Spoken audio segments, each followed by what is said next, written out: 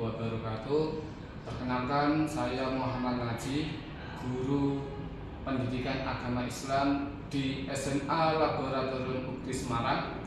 Saya merupakan mahasiswa PBG Darjat Kemenak 2025 batch 2 di RPTK UIN Wali Songo Semarang dengan NIM 25031171660.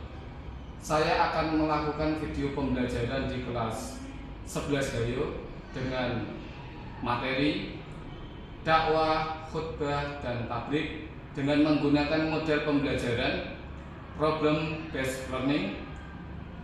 Saya melakukan video pembelajaran tersebut pada tanggal 2 Oktober 2025. Selamat mendengarkan. Warahmatullahi wabarakatuh.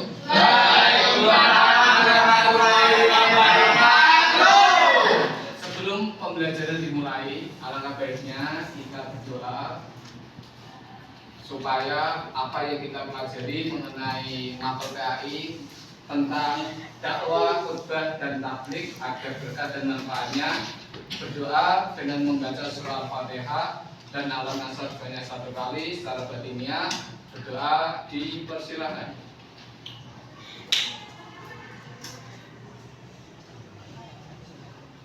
Berdoa selesai. Gimana kabarnya anak-anak semuanya?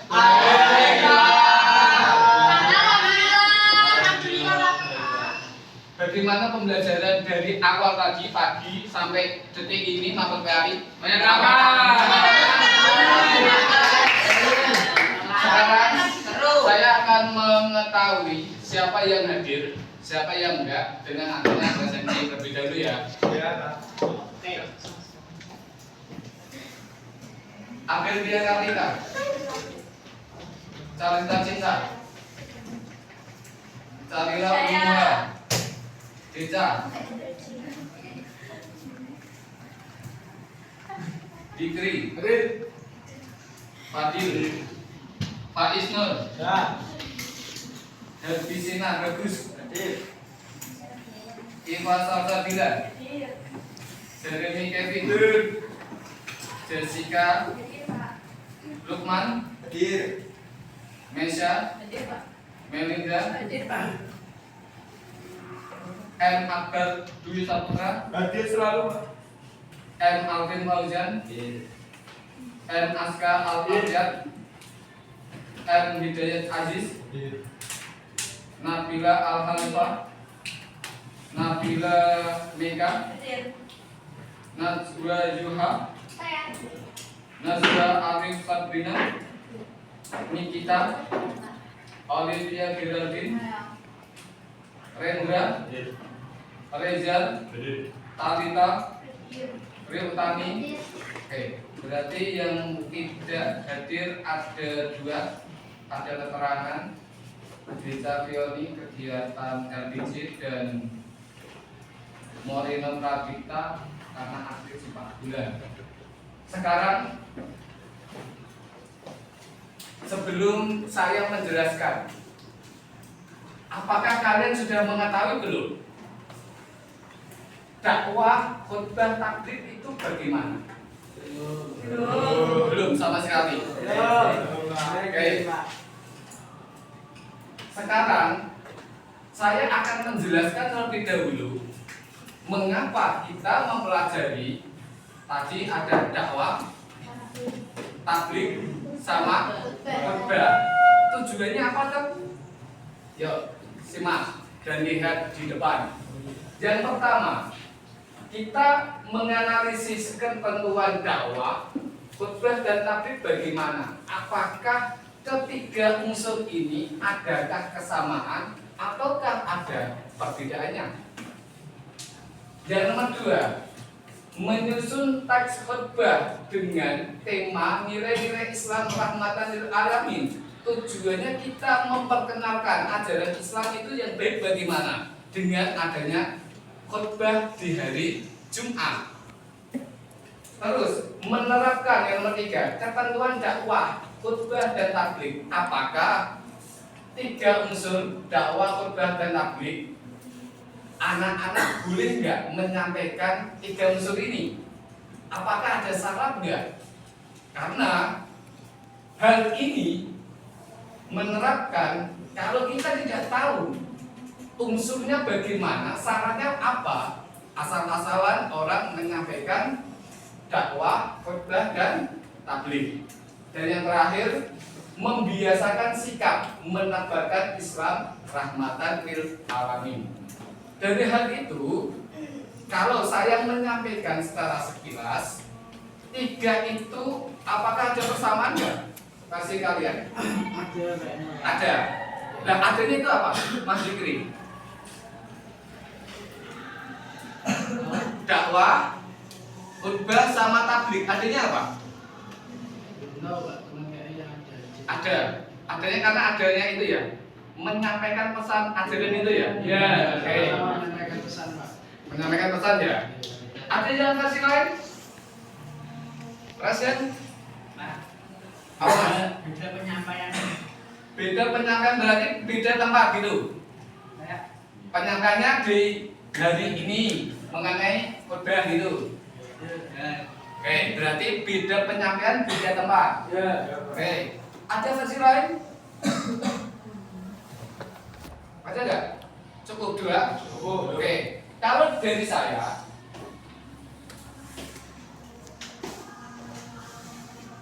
dakwah, khutbah, dan tabligh sama. Samanya itu karena syiar. Syiar menyampaikan nilai-nilai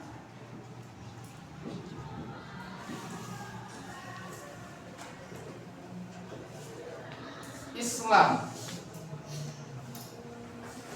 Kalau saya memahami tiga unsur dakwah, khutbah, tabligh itu sama. Samanya itu karena syiar menyampaikan nilai-nilai Islam biar tidak berhenti stagnan di eranya kita, supaya Islam itu tetap lestari, tetap ada walau kita sudah tiada. Itu beda, samanya itu. Bedanya tadi dari Mas Asma, segi konteks penyampaian dan tempat. Paham? Paham. Lanjut sekarang. Outline-nya ini. Pembahasan dalam PPT ini mencakup yang pertama, menebarkan Islam dengan santun dan damai melalui dakwah. Yang kedua, menebarkan Islam dengan santun dan damai melalui khutbah. Dan yang ketiga, menebarkan Islam dengan santun dan damai melalui tabligh.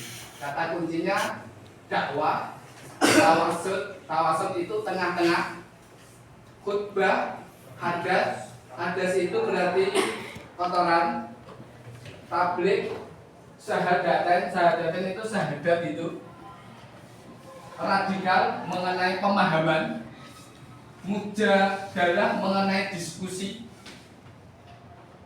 Jumat mengenai hari.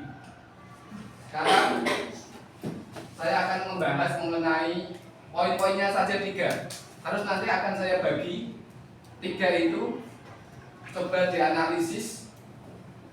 Dakwah, khutbah, dan tabligh. Di situ apakah ada enggak ciri-cirinya? Apakah ada enggak syarat-syaratnya?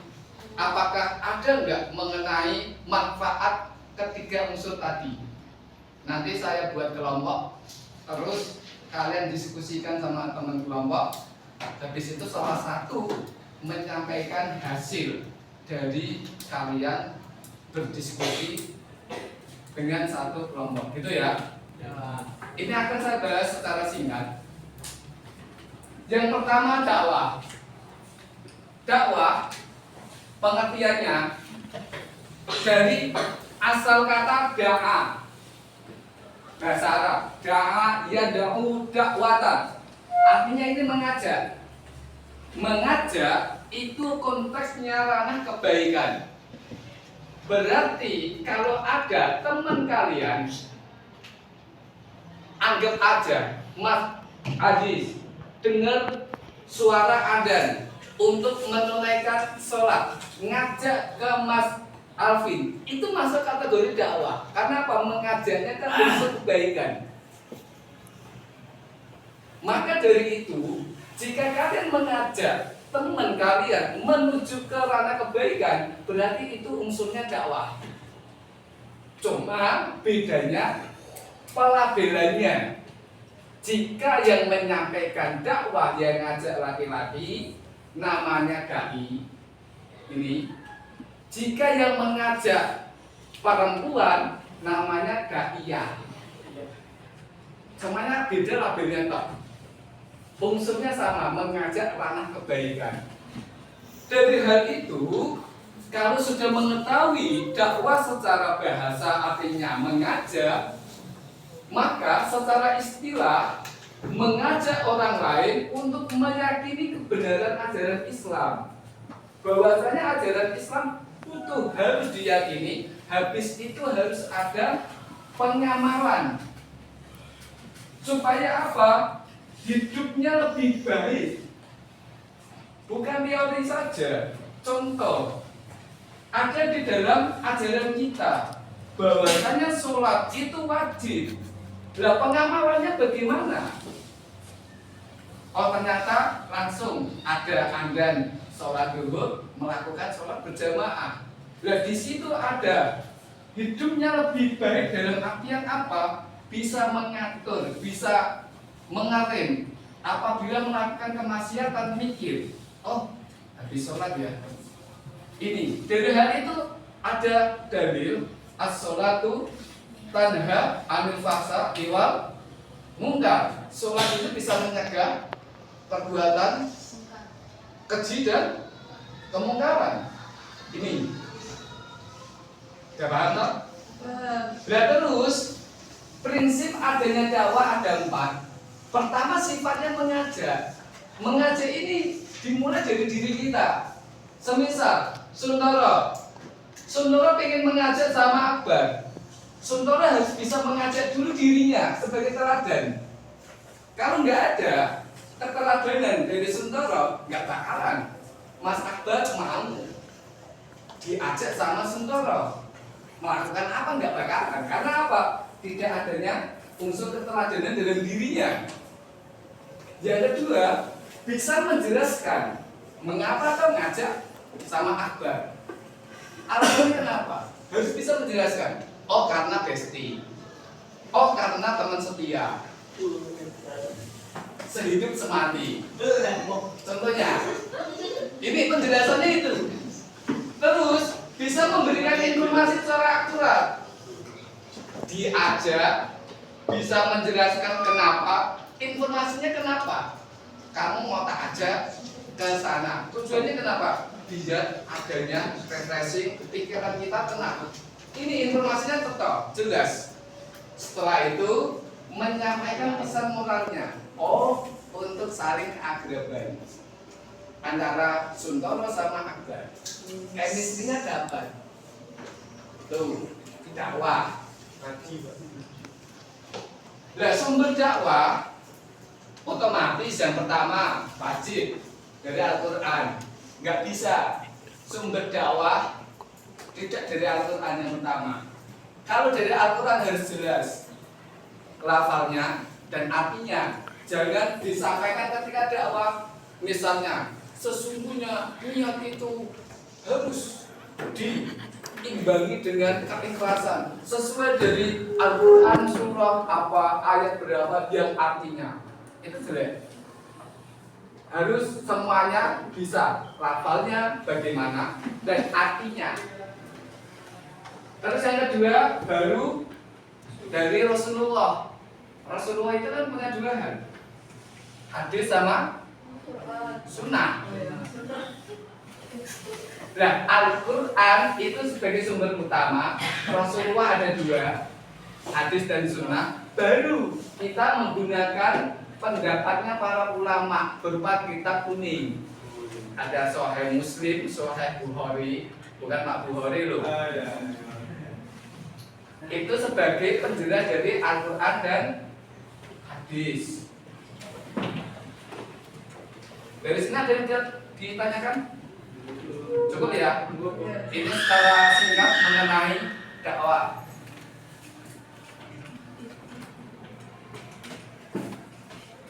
Kalau kalian sudah mengetahui pengertian dakwah, berarti ketika kita mengajak, apakah boleh nggak ngajaknya itu tidak secara lembut kasar? Berarti harus lembut. Selain lembut apa? Sopan. Selain lembut dan sopan? Ramah. Berarti orang yang mengajak dakwah, kalau kekerasan bisa sampai nggak? Tidak. Ada penolakan kan? Sama. Berarti kalau kalian ingin ngajak orang, harus punya triknya. Lembut, baik, dan ramah. Sopan juga. Maka orang yang kita incar siapa, otomatis bisa baik, bisa kita ajak. Sekarang menuju ke yang kedua.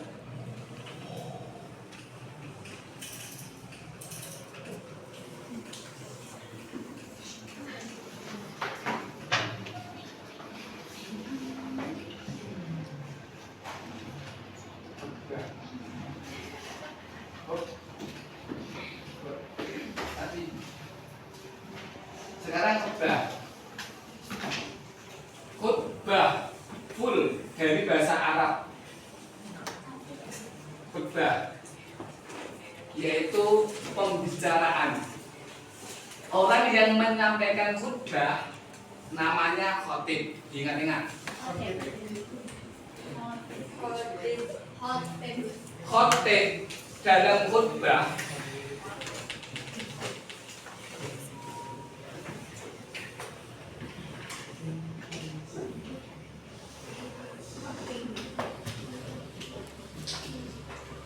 harus laki-laki. Nah ini yang menyampaikan khutbah wajib laki-laki, nggak bisa perempuan. Kenapa Pak? Ya karena laki-laki itu sebagai puncak sumber untuk dalam kehidupan melakukan ibadah. Puncaknya laki-laki, perempuan nggak bisa. Dari hal itu, khutbah macam-macamnya yang mafhum dalam telinga kita itu khutbah Jumat. Itu khotibnya wajib laki-laki. Terus ada lagi khutbah sholat hari raya. Ada dua toh, Idul Fitri dan Idul Adha. Khotibnya jelas laki. Terus ada khutbah nikah yang menyampaikan juga laki-laki, nggak bisa perempuan. Ini berarti ada 4 macam-macam khutbah yang mafhum dalam telinga kita. Aslinya banyak, ada khutbah sholat gerhana, baik itu bukan khutbah, kultum Ramadan. Mengenai sholat gerhana di situ ada khutbahnya juga yang menyampaikan laki-laki. Dari hal itu, kalau sudah bisa dipahami, khutbah itu pembicaraan yang menyampaikan namanya khatib. Tempatnya beda-beda yang saya sebutkan. Kalau khutbah sholat Jumat berarti di hari Jumat. Kalau khutbah sholat Idul Adha, Idul Fitri berarti ketika Lebaran. Kalau khutbah nikah ketika ada orang nikahan, semisalnya Suntoro dengan yang di sana misalnya itu tempatnya ya ketika prosesi akad. Nggak bisa tempatnya itu ketika setiap hari. Itu adanya khutbah nikah nggak bisa. Catatannya tadi penempatannya yang beda. Dan terus mengenai khutbah ada yang disampaikan sebelum sholat, Ada yang disampaikan sesudah sholat dan tidak berkaitan dengan sholat. Kalau sebelum sholat biasanya sholat Jumatan. Kalau sesudah sholat biasanya Idul Fitri, Idul Adha, sholat gerhana bulan maupun matahari. Terus ketika khutbah saat wukuf di padang Arafah juga sesudah sholat. Terus istisqa, sholat minta hujan, ada khutbahnya sesudah sholat. Terus tidak ada kaitannya mengenai sholat, berarti khutbah nikah. Tidak ada kaitannya kalau khutbah nikah. Maka betul dari Mas Aska tadi, penempatan mengenai khutbah beda-beda. Apalagi dakwah maupun tabligh. Kalau tadi dai bisa laki-laki bisa perempuan. Kalau khutbah laki-laki harus wajib banget. Lanjut sekarang mengenai tabligh.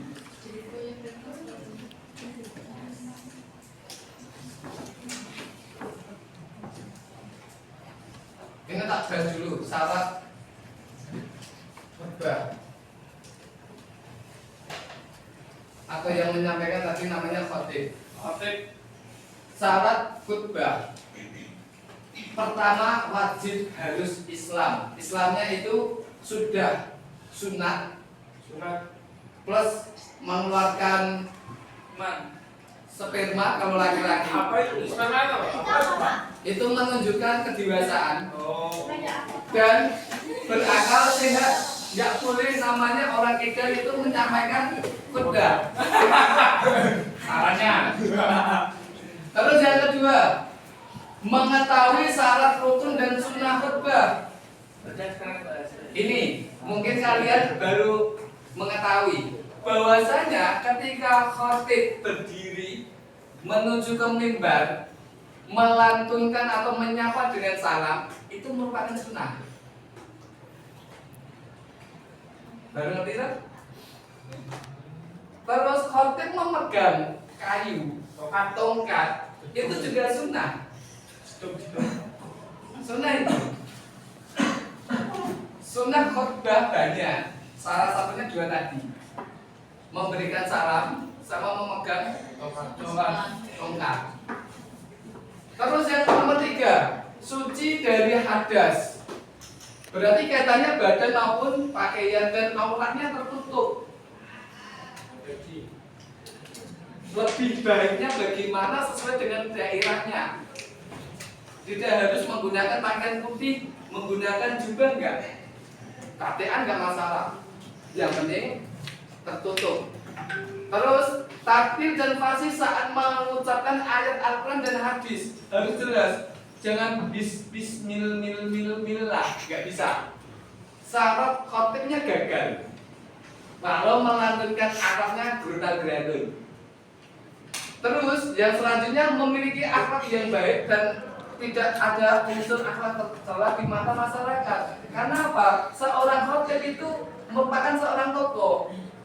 Kalau khotib nggak bisa ditokohkan, omongannya tidak sesuai dengan realita kenyataan, berarti nggak bisa sebagai seorang khatib untuk khutbah. Suaranya habis.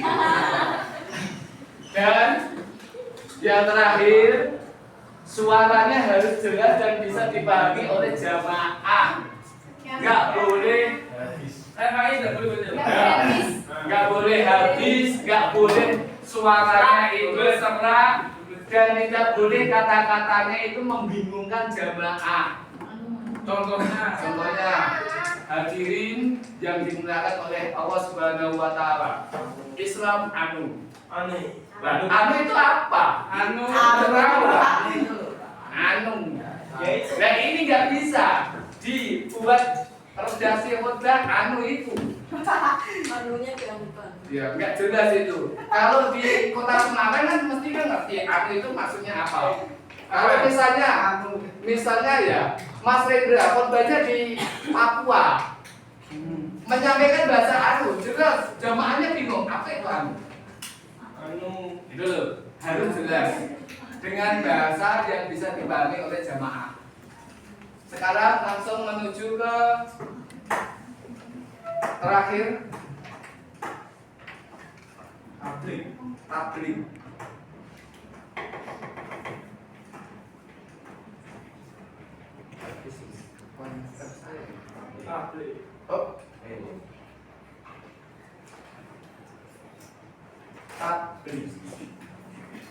Tabligh sama seperti dakwah dan khutbah.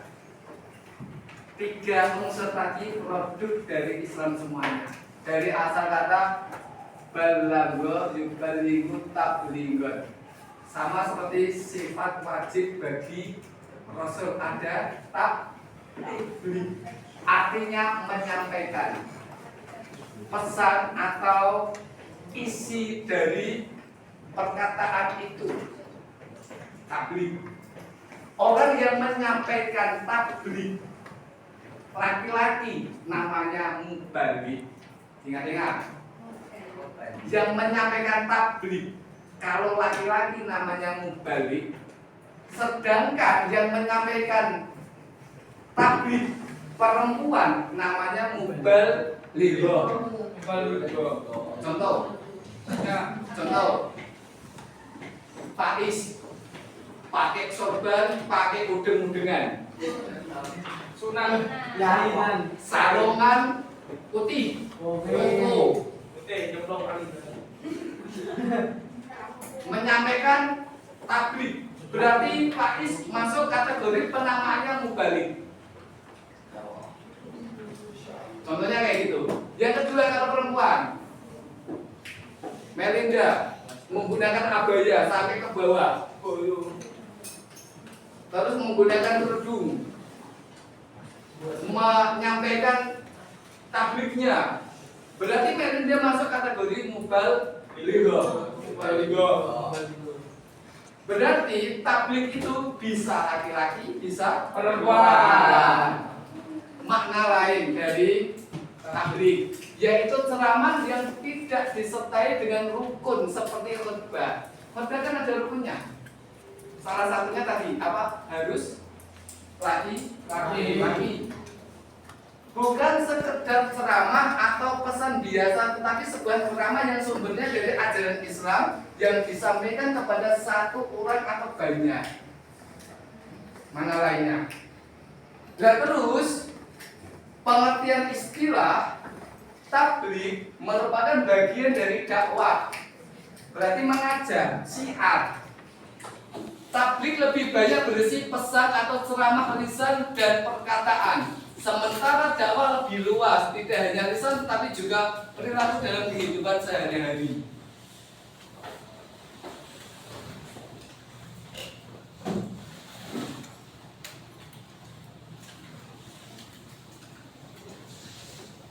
Ketentuan tabligh. Yang pertama, ketentuan itu hampir sama seperti adanya syarat. Kriteria dilakukan dengan cara yang sopan, lemah lembut, tidak kasar dan tidak merusak. Merusak dalam artian apa? Mengajak orang lain memicu perkelahian untuk merusak fasilitas umum. Seorang mubaligh atau mubalighah kok ngajarin umat jamaah, itu berarti tidak kompeten mubalighahnya. Menggunakan bahasa yang mudah dimengerti oleh jamaah, sama seperti dakwah dan khutbah. Nomor 3, mengedepankan musyawarah dan berdiskusi untuk memperoleh kesepakatan bersama. Materi tabligh yang disampaikan harus mempunyai rujukan yang kuat dan jelas sumbernya. Jangan menurut pendapat dia siapa? Ya dia. Harus jelas, dia itu punya karya enggak? Contoh, tafsir yang ada di Indonesia, Pak Quraisy Shihab. Menurut Pak Quraisy Shihab, harus tambahin dalam karyanya apa? Jelas sumbernya. Jangan menurut dia. Sholat adalah. Dan dia siapa? Ya, harus jelas. Dia sumbernya punya enggak? Punya karya enggak? Itu akurat. Terus yang selanjutnya disampaikan dengan penuh keikhlasan dan kesabaran, sejalan dengan situasi dan kondisi masyarakat termasuk aspek psikologis ya bahasanya, bukan psikologis, psikologis dan sosiologis para jemaah. Terakhir, tidak menghasut orang lain untuk bermusuhan, berselisih, merusak. Nah kalau ada mau balik kayak gitu, ya umat ya hancur. Tuh, paham ya? Cukup. Nah, sesuai apa yang saya sampaikan, biar kalian bisa mengidentifikasi dan menganalisis lebih lanjut, tak buat kelompok 3. Berarti nanti menghitung 1, 2, 3. Kelompok 1 mengenai apa nanti sesuai arahan dari saya. Sekarang bisa berhitung mulai dari Mas Aska. 1, 2, 3, 1, 3, 2,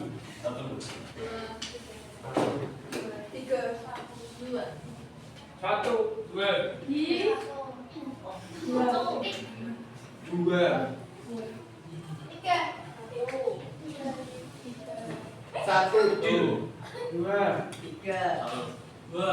Kelompok 1 yang dapat angka 1 tadi bisa di sini. Kelompok 2 bisa di sini. Kelompok 3 bisa di sana. kelompok 3, Cihuy, kelompok 3. Ayo.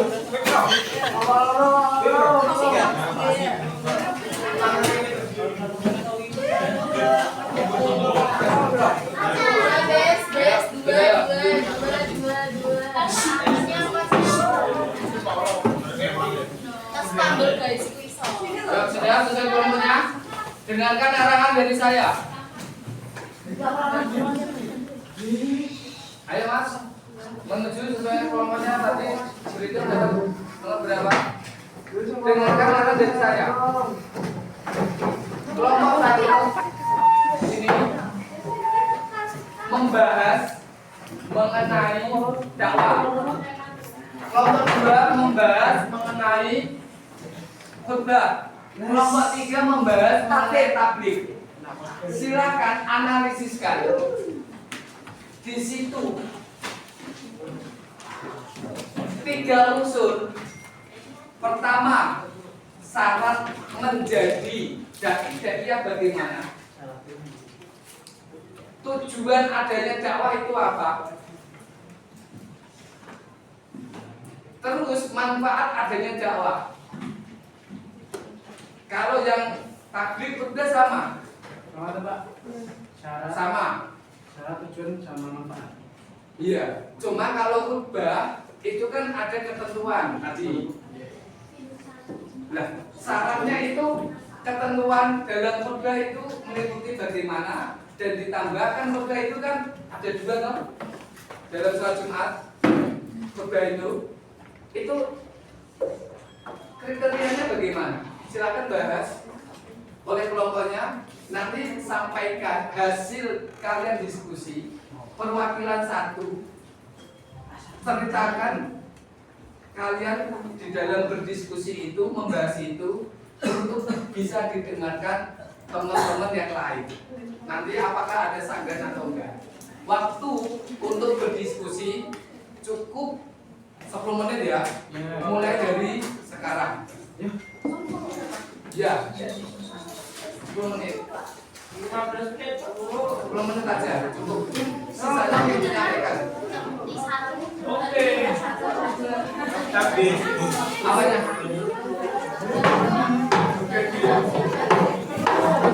wes kabupaten itu. Manfaatnya. Oke.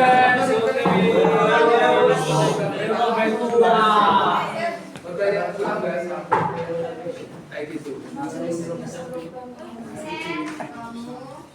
Kesulitan nggak dalam membahas tadi?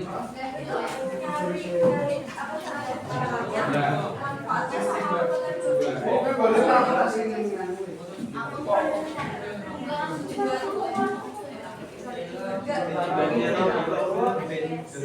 bisa nggak si kelompok ini pertama? Ini Pak, kelompok pertama bisa nggak? Bisa nggak? Ya, bahas dengan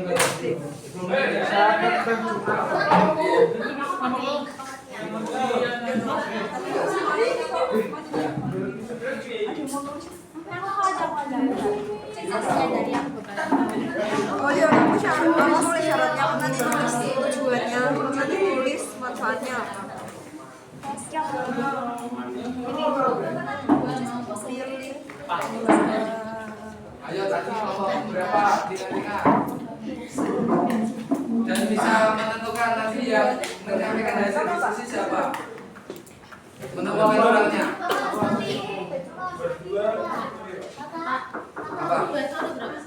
Khotbah itu dalam menyampaikan ada dua. Entah itu sholat Jumat, terus Idul Adha, Idul Fitri, lain sebagainya kecuali tadi kan cukup khotbah sah. Oh.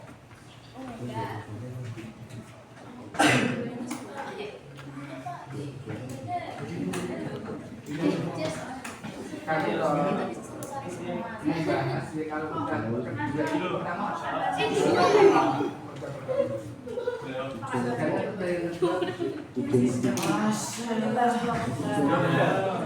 yang kita kan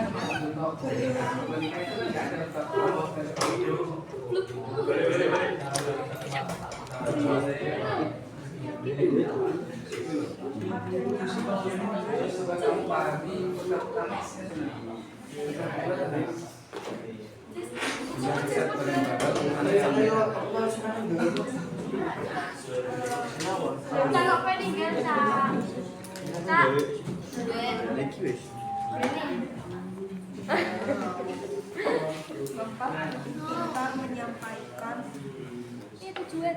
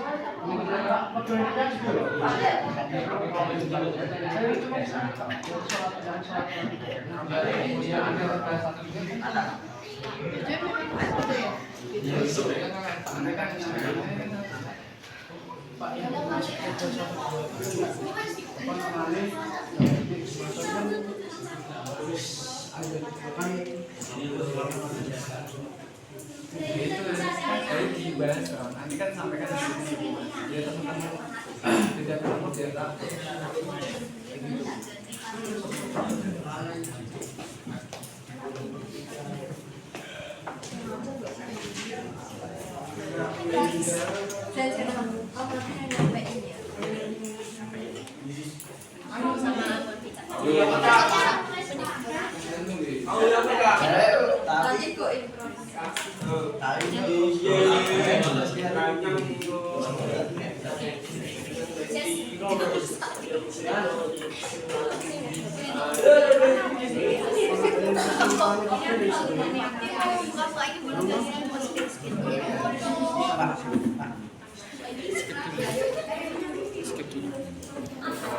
kalau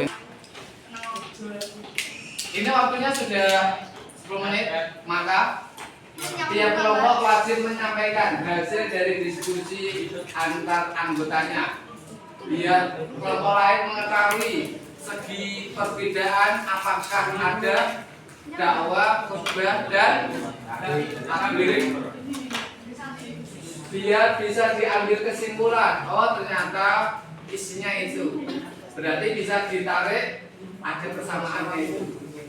Itu ya, paham ya? Diawali dari kelompok 3 dulu ya.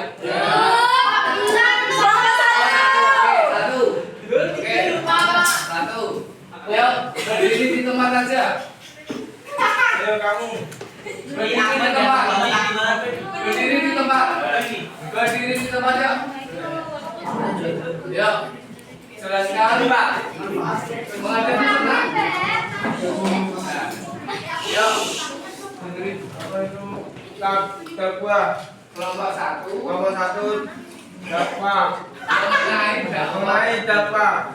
Syaratnya ilmu yang cukup, harus memahami ajaran agama. 2. Ikhlas karena Allah, karena niat tulus, tidak mencari keuntungan sendiri. 3. Berakhlak baik, harus menjadi teladan. 4. Sabar dan istiqomah, tidak mudah putus asa. Manfaatnya meningkatkan keimanan, melestarikan nilai Islam, menciptakan masyarakat yang berakhlak mulia, serta mendapatkan pahala besar di dunia akhirat. Tujuannya beriman hanya kepada Allah Subhanahu wa Ta'ala, tidak melakukan kemusyrikan, menjadikan seluruh aktivitas hanya beribadah kepada Allah Subhanahu wa Ta'ala, mengerjakan amal soleh, berakhlak mulia yang tolak kekurangannya akhlak Rasulullah. Ya, berdiri plus. Nanti kelompok lainnya bisa disimak, bisa menjelaskan mengenai perbedaan dan persamaannya bagaimana. Nanti jadikan satu, analisiskan sendiri-sendiri. Yang saya tunjuk harus mampu, karena tiap kelompok kan nanti menjelaskan. Ya, kelompok kedua, perwakilan. Yuk. Ini saya akan menjelaskan tentang namanya khotbah, Pak. Pengajaran khotbah secara umum itu penyampaian nasihat, pengajaran atau pesan agama Islam yang disampaikan oleh seorang khatib di hadapan jemaah secara lisan dengan syarat-syarat tertentu, Pak. Syarat-syarat khotbah secara umum. 1. Dilakukan 2 khotbah yang disahkan dengan duduk sebentar. 2. Dilaksanakan setelah masuk waktu sholat, misalnya sholat Jumat atau sholat Id. 3. Khatib berdiri saat menyampaikan khotbah jika mampu. 4. Membaca hamdalah. 5. Membaca sholawat atas Nabi Muhammad SAW. 6. Memberikan wasiat takwa. 7. Membaca ayat Al-Quran minimal itu satu ayat. 8. Membaca doa untuk kaum muslimin. Terus manfaat khotbah secara umum. 1. Mengingatkan jemaah untuk selalu bertakwa kepada Allah. 2. Menjadi sarana dakwah dan penyebaran ilmu agama. 3. Menguatkan iman serta menambah pengetahuan keislaman. 4. Menumbuhkan persatuan dan kebersamaan di tengah umat. Yang kelima, menjadi pengingat nilai-nilai Islam dalam kehidupan sehari-hari. Contohnya sudah Ya, enggak apa-apa. Ya. Ya. contoh sekali. Ya. Contoh dari khotbah itu seperti khotbah Jumat, terus khotbah Idul Fitri dan Idul Adha. Oke, kita keluar. Terakhir, nomor 3. Ayo, berdiri di tempat. Assalamualaikum warahmatullahi wabarakatuh. Waalaikumsalam warahmatullahi wabarakatuh. Saya Ibu Senapalo Sri Kusuma selaku wakil dari kelompok 3 ingin menyampaikan syarat dan tujuan tabligh serta manfaatnya. Yang pertama syarat jadi mubalik atau tabligh. Yang pertama itu Islam dan beriman. Yang kedua berilmu agama dan adanya amal saleh. Yang ketiga ikhlas dan amanah. Yang keempat pintar menyampaikan dan mudah dipahami. Nah, untuk tujuan tabligh sini yang pertama menyampaikan ajaran Islam agar dipahami dan diamalkan oleh umat Islam. Yang kedua, mengajak manusia kepada kebaikan dan meningkatkan iman serta ketakwaan. Yang ketiga, mencegah manusia dari perbuatan buruk atau maksiat. Yang keempat, membimbing umat supaya hidup sesuai dengan petunjuk Allah dan Rasulnya. Sini ada manfaat tabligh. Yang pertama, menambah ilmu dan pemahaman agama. Orang mendengarkan jadi lebih paham ajaran Islam. Yang kedua, mengajak kepada kebaikan supaya rajin beribadah dan beramal soleh. Yang ketiga, mencegah dari keburukan dengan cara mengingatkan agar tidak berbuat dosa atau maksiat. Sekian dari kelompok 3. Mohon maaf bila ada salah kata. Wassalamualaikum warahmatullahi wabarakatuh.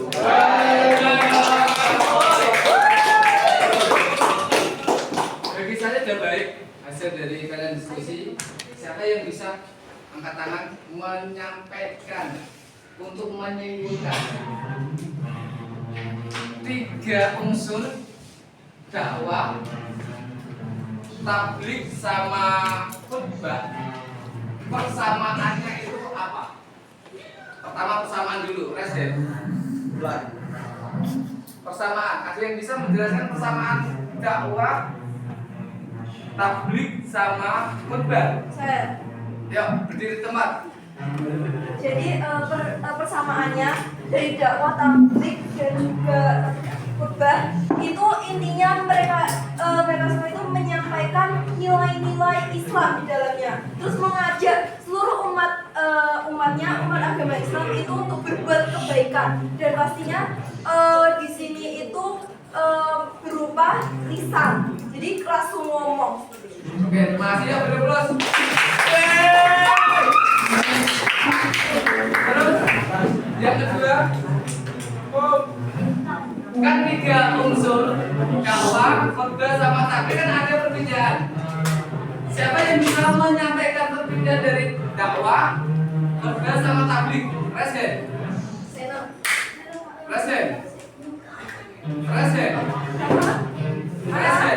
Perbedaannya 3 unsur tadi apa?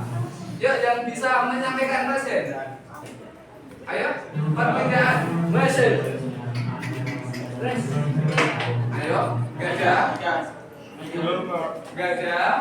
Udah loh, tadi loh. Ada pengulasan dari saya, dari tiap kelompok ada itu bisa kalian analisis sebagai perbedaan. Ayo, udah loh. Coba, tak tunjuk. Dari cowok, tadi kan dari cewek. Mas Aska. Ayo. Ini Mas. Menyampaikan perbedaan dakwah, khutbah sama tabligh. Ayo. Enggak apa-apa. Ayo. Ya dengarkan.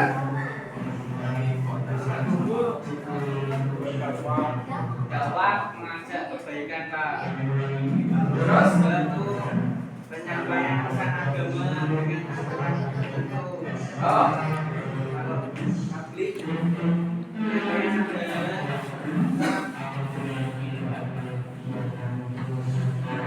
cukup apa? pesan oleh membalik, Pak. Oke, mantap. Tangan. Sekarang menyimpulkan. Pak pulang Pak. Coba dari 3 unsur dakwah, khutbah sama tabligh. Intinya kita mempelajari hal itu, kita menyampaikan pesan nilai ajaran agama Islam untuk menunjukkan Islam itu rahmatan lil alamin. Maka harus ada dakwah, khutbah sama tabligh itu. Sekarang terakhir sebelum ditutup refleksi. Dari penyampaian materi ini bagaimana kalian? Ada kesenangan nggak? Mengetahui banyak nggak mengenai dakwah, khutbah sama tabligh itu? Ya. Kita tahu banyak, Pak. Oke.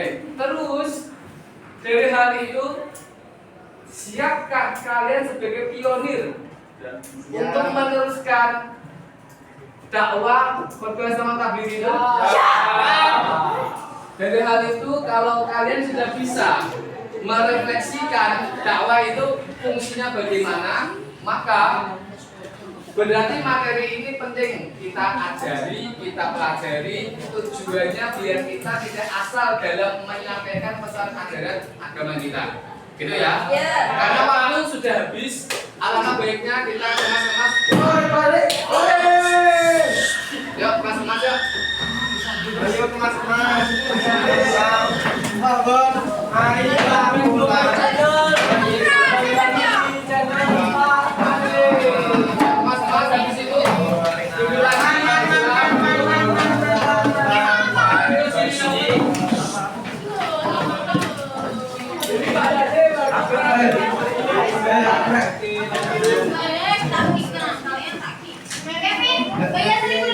Ayo, ayo,